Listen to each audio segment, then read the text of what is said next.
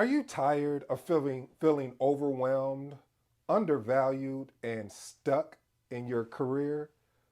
Are you ready to transform your project management game and lead your team to success like never before? If so, then you need to listen to today's episode right now.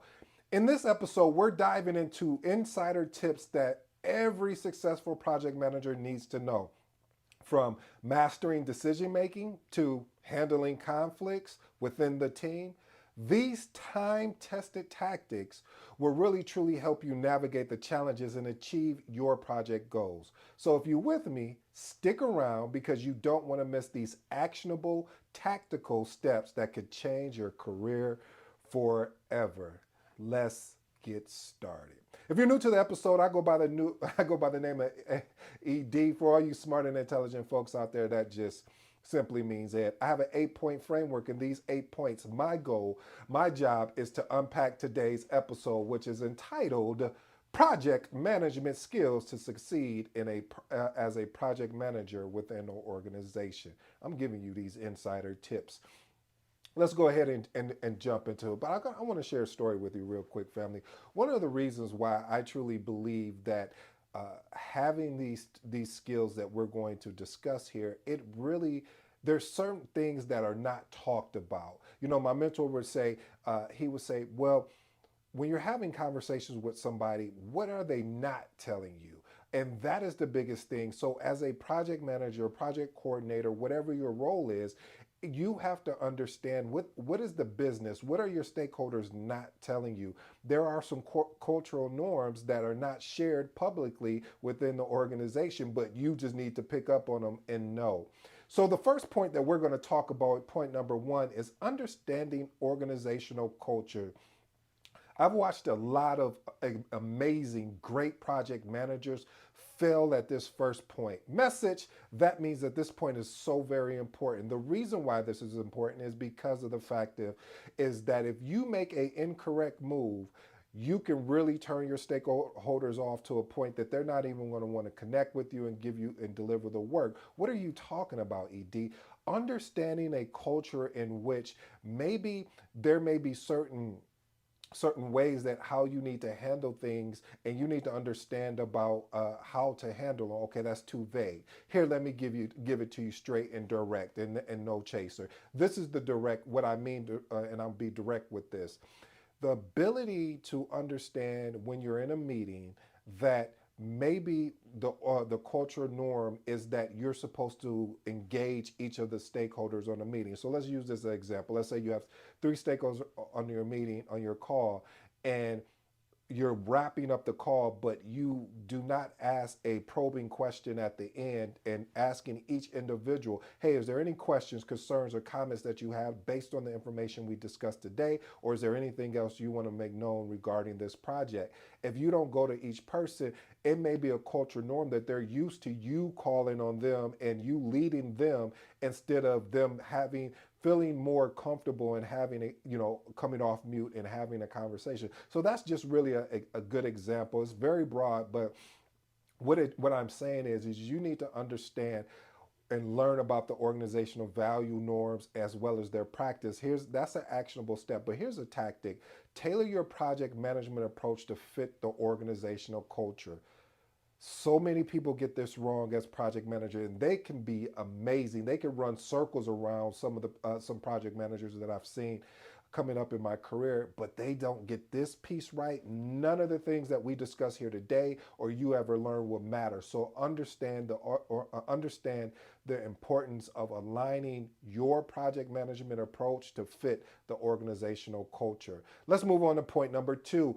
This is the most important thing. This is what I talk about, and I'm getting my book, the magnetic project manager.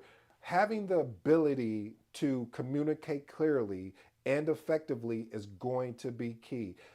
What happens in communication when people don't understand what is going on? Meaning, the ability to have clear communication avoids misunderstanding, and it keeps everyone informed.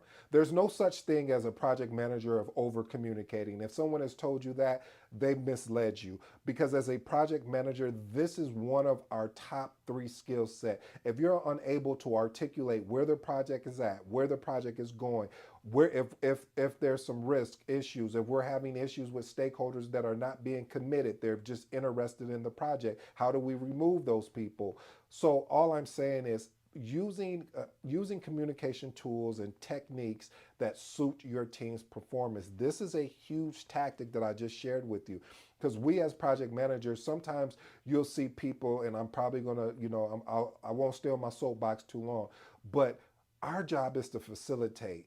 And when we're facilitating, we cannot allow people to try and lead and manage a project through email. When you start seeing email communication going back and forth, maybe one or two emails, but after that, you need to cut that off and say, "Hey guys, I'm going to schedule a call so we can walk through this, and then I'll recap what we discussed." Because again, communication is with regards to email, meaning text, can be misconstrued. I could be communicating one thing as the sender, but as the receiver, you may assume that I am saying something different, whether it's good or bad. So we as project managers, we have to ensure that we find a medium that is a preference for the actual for our actual team that we're leading. Point number three: negotiation skills. I always said, and I keep saying this, I need to write a book around negotiation and persuasion. The reason why is that a lot of times as project managers,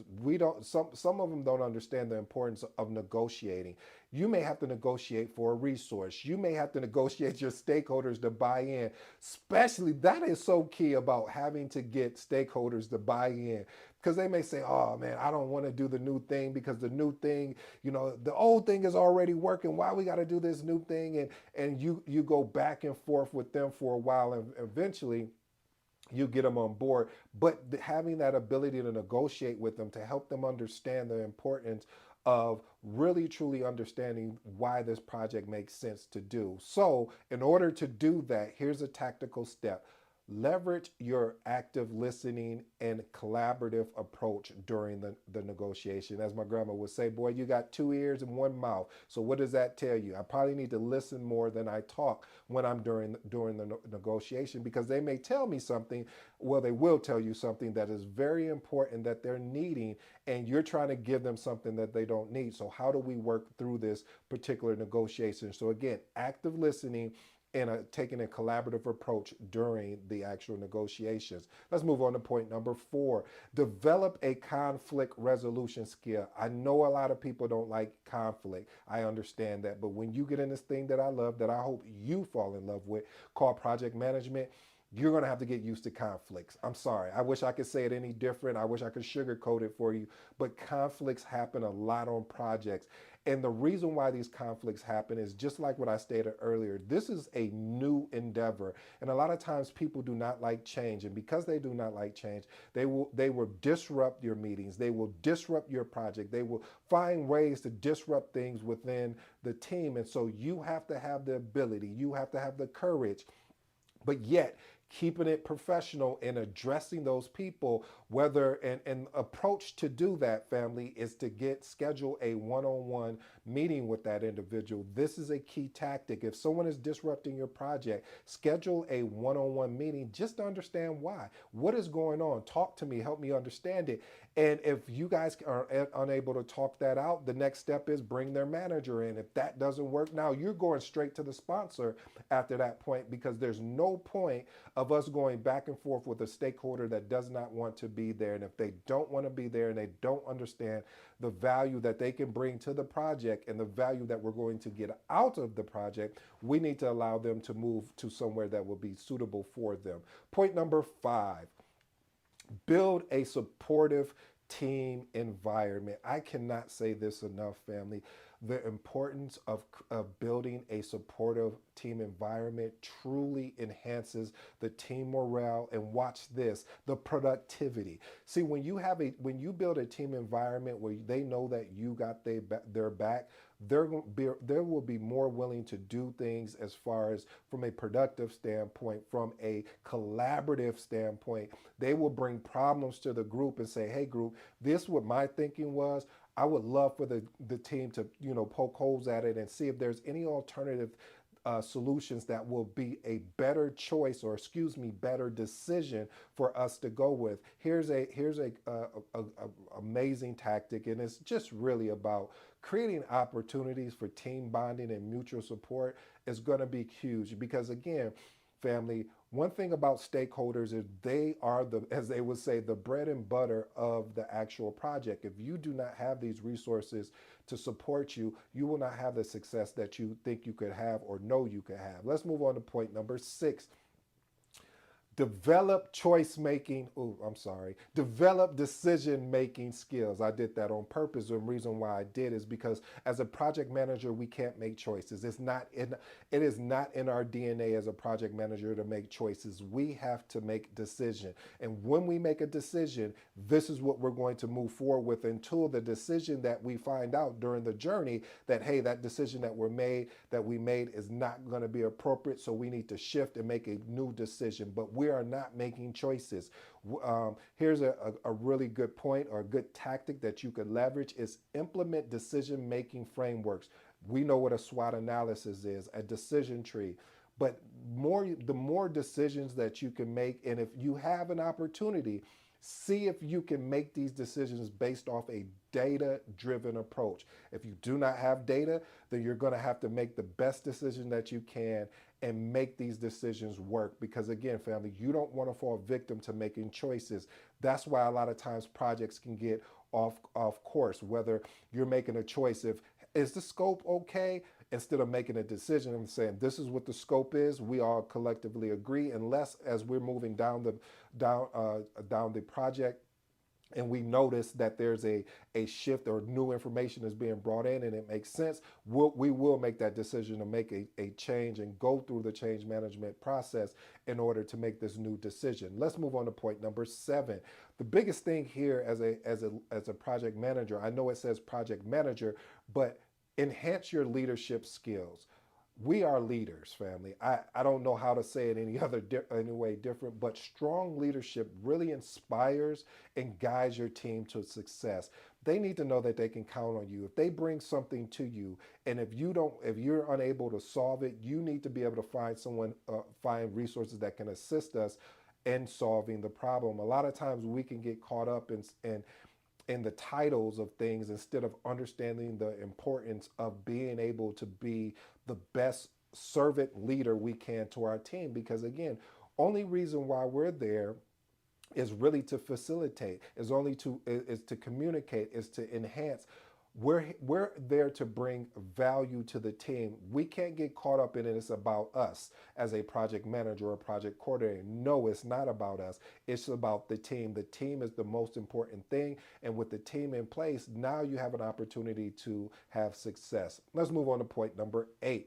Align projects with organizational goals. One of the things that I love doing is ensuring that the team understands why we're doing this. Why are we doing this project? And being able to take any type of organizational goals and show them the value of why this is important to the organization. Now at this time, they have an understanding what the ask is, what we're looking for, and there's no way of them pushing back to say, well, they still might push back, let's be honest. But if we have the ability to regularly communicate how this project contributes to the broader scale of things with regards to organizational goals, they may have a little flexibility with them because they're like, okay, these are the organizational goals. This makes sense of why we're actually doing this particular project. So family, here's my bonus for you for today, which is, you like, this is a skill. Yes, this is a huge skill. Having the ability to promote knowledge sharing. I see a lot of project managers with, it just irritates and frustrates me at times. And I miss these moments in my early career of project management where we used to have what they call knowledge sharing sessions. They called it so many different things. That's the one I remember now, but knowledge sharing sessions in which basically when you finished a project, you would basically take your lessons learned register that you've been working on throughout the entire project, and you would kind of recap at a very high level what was some of the biggest challenges that you were up against and how you resolved them and things of that nature. So I challenge you, family, is where if you're able to get with connect with other project managers, do it, because they will be able to give you, especially if they've been at the organization for a while, connect with them. Even new project managers coming in, because they have a different lens compared to project managers that have already been with the organization for a year or a couple years. So let me give you my three closing remarks, family, and then we'll move on from there. First closing remark, again, understanding organizational culture. As they say, you don't want to be a bull in a china shop.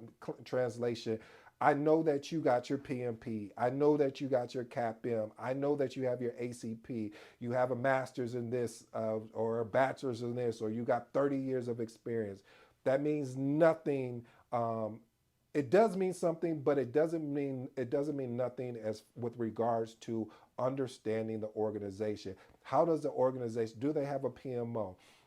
What is the stage gates? Do they even call them stage gates? What are their process? Do they follow initiating, planning, executing, monitoring, controlling, and closing, or do they do something different?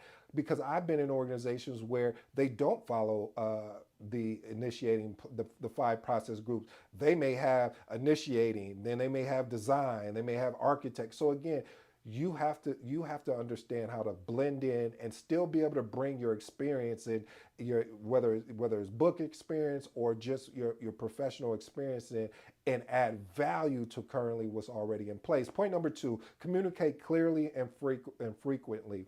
The ability to create, or I should say, to communicate clearly, really again avoids any misunderstandings. Everybody is on the same page. Everybody knows where we're going and why we're going to that particular destination. And point number three, my last and final one, is the ability to negotiate, or negotiating skills. Again, when you are leading projects, there's going to be times where people are going to try to take your resources. You're like, what? Yes, they will try to take your resources, especially if they're exceptional resources. Those resources are going to be stretched thin. So you have to have the ability to negotiate and find ways to get them on board and stay on board. Or if you have to split time, find ways that make sense for them to split time with regards to um, carving out certain pockets. And if you have to meet with them one on one, I've done so many different ways of having to negotiate with different resources, because they were just exceptional. I couldn't, there's no way around it. So again, family, I hope you enjoyed today's episode. I go by the name of ED. Until next time, you know my slogan. I'm out.